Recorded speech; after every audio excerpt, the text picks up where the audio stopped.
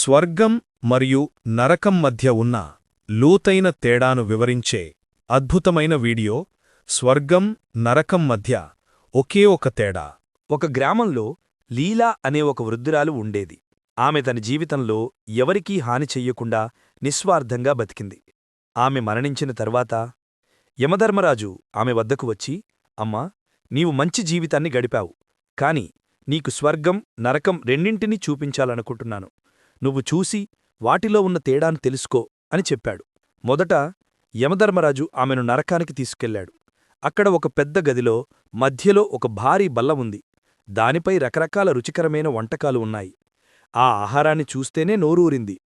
ఆ బల్ల చుట్టూ మనుషులు కూర్చుని ఉన్నారు. కాని వారంతా ఆకలితో నిరాశతో ఉన్నారు. వారి చేతులకు పొడవాటి చెక్కగంటలు కట్టబడి ఉన్నాయి. వాటివల్ల వారు తమ చేతులను వంచుకుని ఆహారాన్ని నోటి దగ్గరికి తీసుకురాలేకపోతున్నారు. ఆ ఆహారం వారికి అందుబాటులో ఉన్నా తినలేక బాధపడుతున్నారు. వారి ముఖాల్లో కోపం, అసహనం స్పష్టంగా కనిపించాయి.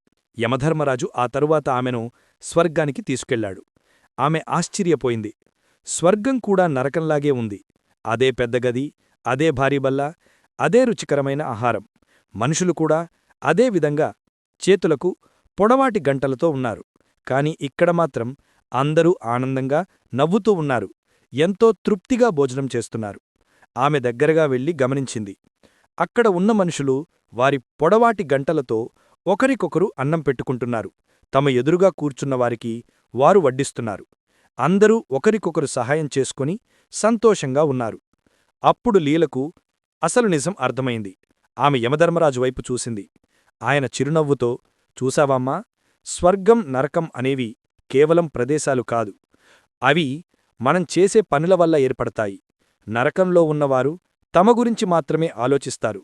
అందుకే వారు కష్టంలో ఉన్నారు. స్వర్గంలో ఉన్నవారు ఒకరికొకరు సహాయం చేసుకుంటారు. అందుకే వారు ఆనందంగా ఉన్నారు అని చెప్పాడు. స్వర్గం నరకం అనేవి మనం బయట వెతకాల్సిన ప్రదేశాలు కావు.